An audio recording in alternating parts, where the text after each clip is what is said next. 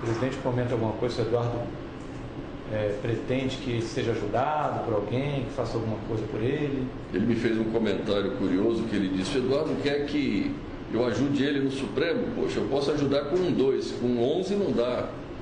Eu também fiquei calado, ouvi ele, não sei como o presidente poderia ajudá-lo. Direto ao assunto, com José Neumann e Pinto.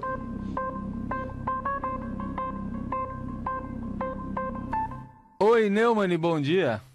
Oi, Haitham Abdul Abak. Eita, nós, hein? Bom dia. Oi? Bom dia, Camila Tulinski. Bom dia, Neumann. Bom dia, Almirante Nelson.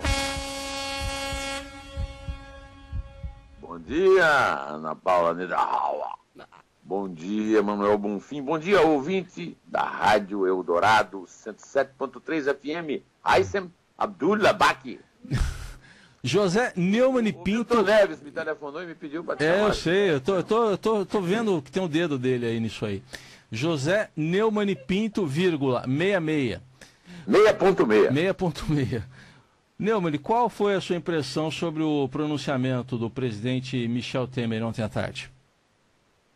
Ô, Haitham, ontem eu gostei muito de uma imagem, de uma metáfora que o Alberto Bombig, editor executivo do Estadão, usou no Estadão às 5, na TV Estadão. Diz que o Temer tomou machol. Bom, ele, regularmente, ele toma um outro remédio chamado frouxol, né? Porque ele é um frouxão. Então ele, no seu pronunciamento, curtinho, de 5 minutos, reclamou de não ter ouvido os áudios. O Fachin fez muito certo, quando liberou para ele e para todos nós os áudios. Os áudios trazem revelações da maior importância e toda a sociedade brasileira tem o direito de conhecê-los, porque o Temer não é um cidadão isolado lá no Planalto. O Temer é o presidente da República. Tudo que ele faz, tudo que ele fala, nos interessa. Agora, ele, cada vez mais, eu acho que o drama fundamental do Temer é que ele não consegue se apartar da sua grei. Eu falei disso quando ele fez uma festa, porque está dando 80% de desconto na multa dos prefeitos. Vai ver que ele, por isso que ele está querendo dar desconto 100% para a multa da Oi, já que falamos na Oi. Né? O Fachin fez muito certo. Nós todos tomamos conhecimento do áudio, não só ele. E quanto ao machol, o Haitham, eu acho que ele tomou o machol com 1 ano de atraso, porque ele tinha que ter tomado o machol há 1 ano, quando ele assumiu, no dia 12 de maio, denunciando tudo o que ele estava recebendo da gestão desastrosa do PT e assumindo o compromisso de acabar com aquilo. Ao contrário, ele pegou a herança da Dilma e botou no governo dele. Eu queria lembrar também que naquela carta de desamor que ele escreveu para Dilma, ele abriu com uma expressão latina, verba volant. As palavras voam. Ele não tomou nenhuma atitude que indicasse coerência da ação do governo com as palavras de apoio ao combate à corrupção que ele tem feito e também com a sua inesperada assunção à condição de macho alfa. Haitham Abdul Abak. Então foi machol, não foi semancol, né? Não, semancol 0. Eu sabia que você ia me superar nessa. O Bombig criou o machol, eu o frouxol, e você, Temer, aquele que não toma semancol, Haitham. Muito bem. Ô Neumann, e depois que os áudios foram divulgados, muita gente está questionando a notícia aí do Lauro Jardim, de que Temer teria dado aval a Joesley para continuar pagando pelo silêncio de Eduardo Cunha. Você acha que essas pessoas têm razão ou continuam acreditando que Temer deu sim o aval noticiado? Pois acontece o seguinte, essas pessoas elas são pessoas muito bem intencionadas, viu? Elas querem que a economia continue se recuperando, mesmo que lentamente, e morrem de medo de tudo ruir por água abaixo. Então essas pessoas tentam interpretar assim a coisa no pé da letra para ver se a gente consegue dar alguma razão para o tema. Então, para que o ouvinte tenha isso bem presente, eu peço que o Almirante Nelson toque a sonora em que o Joesley fala que está bem com Eduardo Cunha e em seguida Temer responde: tem que manter isso, viu? Como é que eu mais ou menos dei conta de fazer até agora? Eu estou de bem com o Eduardo. E manter isso, viu? Estou no meio também. Eu estou segurando as pontas, estou indo. Esse processo, eu estou meio enrolado aqui, né? No processo, assim. Isso. É investigado. Eu não tenho ainda denúncia. Isso, não tenho denúncia. Aqui eu dei conta de um lado o juiz, dá uma segurada, do outro lado o juiz substituto, que é um cara que fica. Estou virando os dois. Ou eu consegui botar uma dor dentro da força-tarefa, que também está me dando informação, e lá que eu estou para dar conta de trocar o procurador que está atrás de mim. Pois é, mas tem que manter isso, viu? Eu gostaria, Raíssa, você que é um leitor do Evangelho, de lembrar o seguinte: a Lula o que é de Lula, a Temer o que é de Temer. Eu não tenho bandido de estimação e tenho certeza que você também não tem. Quem tiver bandido de estimação, que lhe dê razão, eu até nem critico. Agora, se eu não posso admitir metáforas na conversa do Temer, eu também não posso admitir a informação de Mônica Moura, que contou que usou metáforas no e-mail fictício dela com Dilma Rousseff e Gilles Azevedo. O Temer está querendo repetir o refrão daquela propaganda que a Paula Tola canta: por que não eu? Por que não eu? Raíssa Abac. Tá aparecendo, né? Tá aparecendo. Eu também não tenho malvado favorito, não. Não tenho nenhum malvado favorito. A não ser aquele do desenho mesmo. Ô Neumann, mas depois dessa divulgação aí dos áudios, também das imagens, da distribuição de propina naquelas malas, a situação do Temer melhorou ou piorou? Olha, Raíssa, você ouviu aí na sonora o Joesley dizendo ao Temer que está segurando 2 juízes e que tem uma pessoa dentro da força-tarefa que lhe passa informações. Todos só discutem as palavras, Raíssa. Agora, as palavras que o Joesley disse ao Temer são de maior gravidade. Ele é um delinquente acusado na justiça, contando ao presidente da República a providência que ele está tomando para obstruir a justiça. O mínimo que se espera no presidente da República é que ele dê informações à justiça sobre isso. Primeiro, que expulse imediatamente do recinto o interlocutor, né? Todos só ficam aqui discutindo palavras. Então eu quero lembrar também que não é só essa questão das palavras, que já são importantes, né? Eu penso que grave nem foram tantas palavras, embora também tivessem sido. Afinal, ele quase não falou, quem ouviu o áudio sabe disso, né? Alguém falava, ou seja, o Joesley, e ele como que acompanhava, sem ser proativo. Grave ali foi a própria conversa, Raíssa. Conversar aquilo, naquele lugar, aquela hora, é muito mais grave até do que ele falou, que eu insisto, é muito, muito, muito grave. Agora, nós estamos tomando conhecimento, graças ao Lauro Jardim, das imagens. As imagens são muito mais eloquentes. E todos que têm na boa intenção de manter o Brasil no bom caminho estão esquecendo a ação programada propriamente dita, que é fatal para desmentir as boas intenções das palavras de Temer e Aécio, meu caro Raíssa. Veja bem, tem um momento, Raíssa, que ele diz, que o Joesley diz, o Rodrigo, então tá ótimo. E o Temer, é da minha mais estrita confiança. Pelo amor de Deus. Então a imagem corta para a Pizzaria Camelo, lá nos Jardins, na noite de 28 de abril de 2017.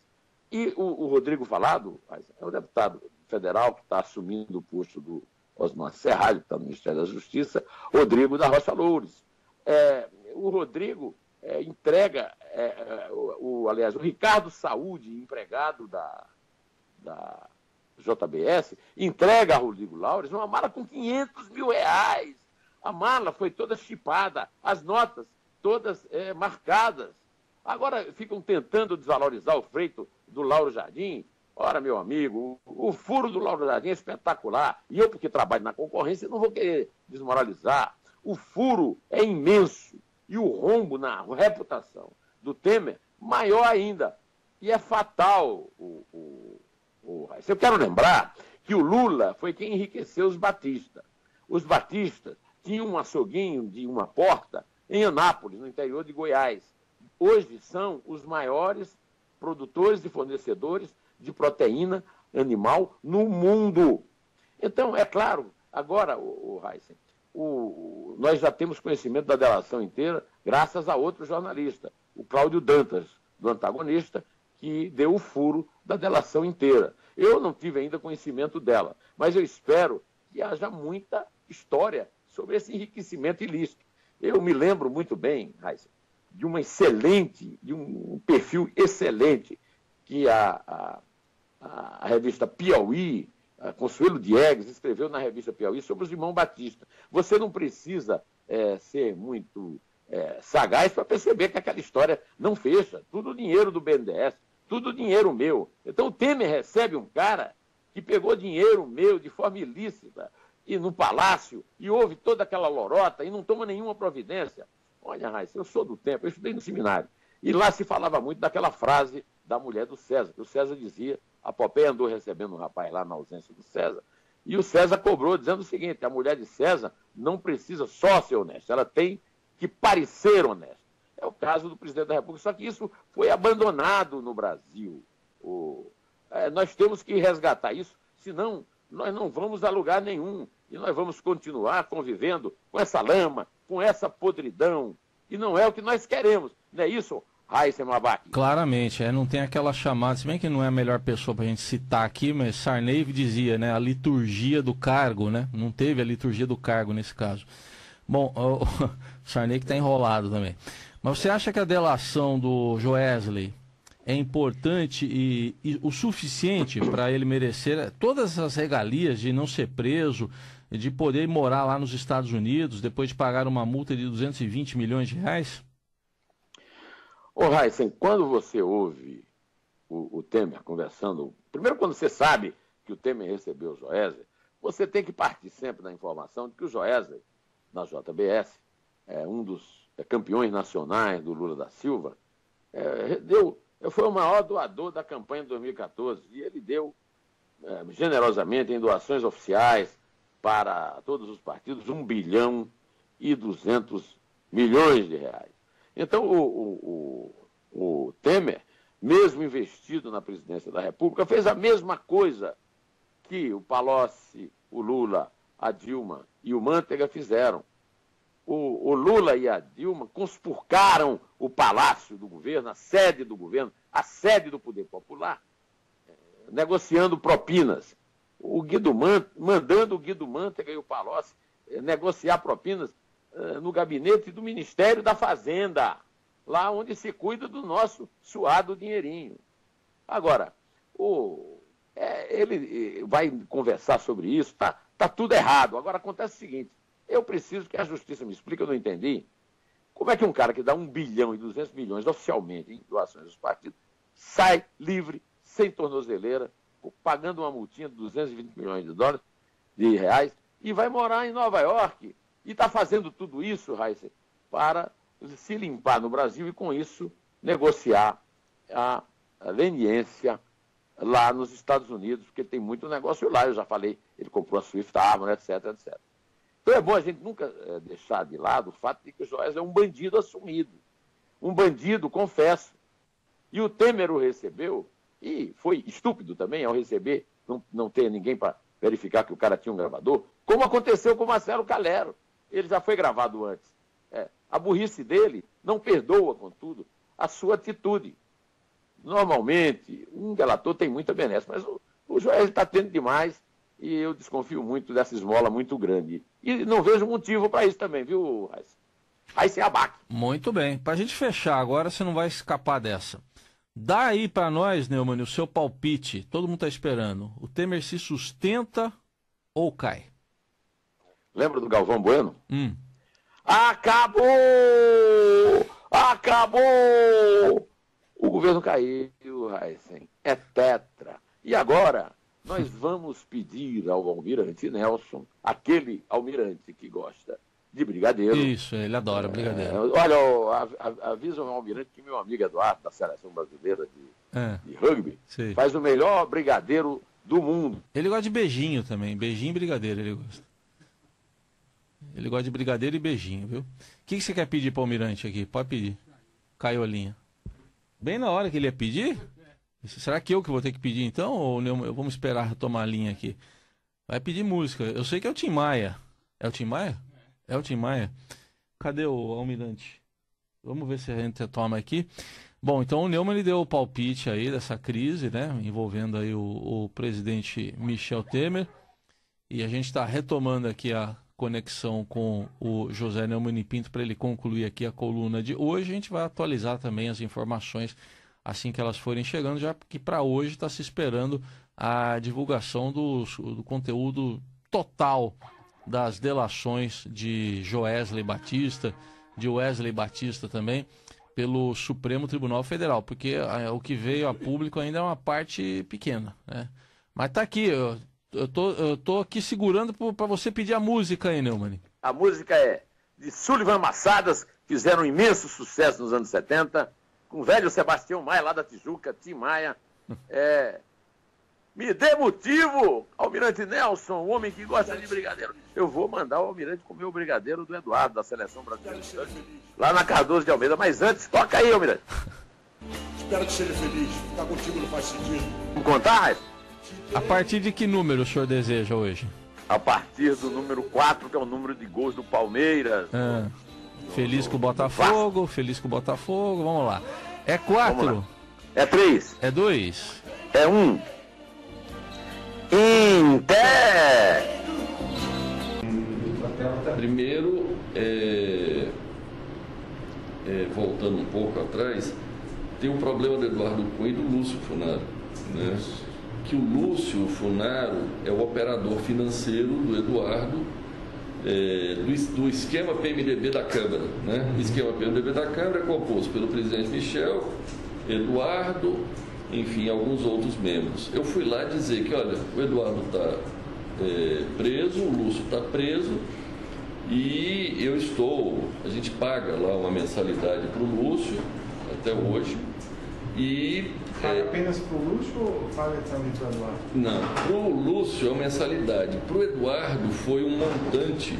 A gente, depois que ele foi preso, a gente pagou 5 milhões de um saldo de dívida que ele tinha créditos, supostos créditos, né, por ilícitos lá de propina,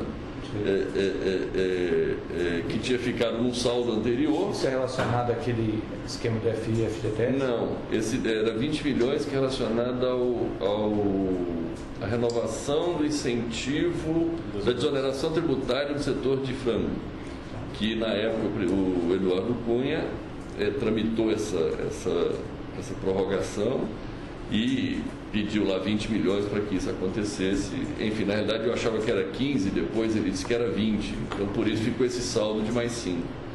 E aí eu fui lá falar com o presidente exatamente isso, que tinha acabado o saldo do Eduardo, que eu tinha pago tudo, estava tudo em dia, mas tinha acabado. Por outro lado, que eu seguia pagando o Lúcio 400 mil reais por mês, e eu queria informar isso a ele e saber a opinião dele, né? Foi onde... De pronto ele me disse que era importante continuar isso, e, enfim. E quando o senhor mencionou... O FGTS, a propina paga anterior, já tinha sido acertado? Já tinha, isso é uma planilha antiga que chegou a valores... Os valores existiram, foram pagos. Sim. Era pago a propina do FGTS para o Eduardo Cunha, era paga através do Lúcio. Era a planilha que eu chamava de planilha do Lúcio, né?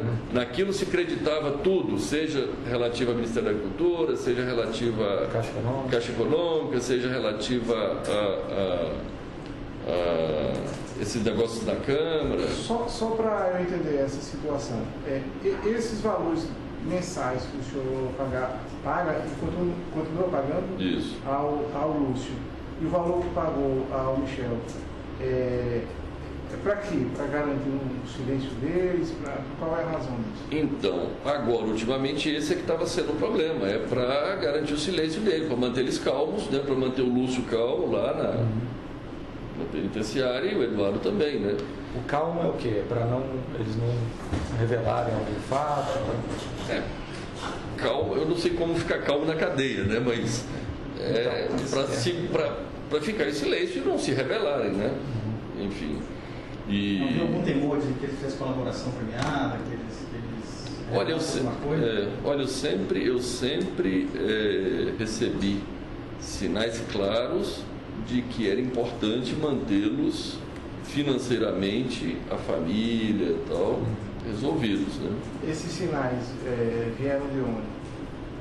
Começou porque assim que ele foi preso, foi muito perto de... O presidente Michel já tinha assumido, né?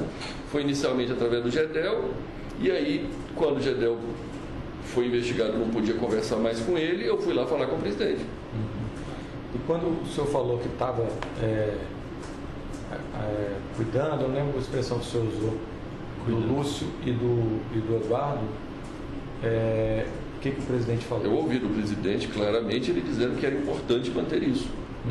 Enfim, a primeira missão minha lá era essa, era ir lá saber dele se o compromisso ainda era necessário, né? Ele me disse de pronto que sim. Tanto em relação a Eduardo quanto ao Lúcio. Ele sabe quem é Lúcio. Sim, quando eu falei Lúcio, ele achou que era o Lúcio, irmão do Gedel. Eu ainda disse, não, presidente, não é o Lúcio Vieira Lima, é o Lúcio Funaro. Ah, tá, entendi. Aí foi onde ele disse, não. Ele fez algum comentário em relação ao Eduardo Cunha, a essa postura do Eduardo Cunha de... Ele fez um comentário, aquele questionário, que o Eduardo fica fustigando ele e tal. Eu entendi aquilo como um reforço à necessidade de eu manter, vamos dizer, financeiramente, né?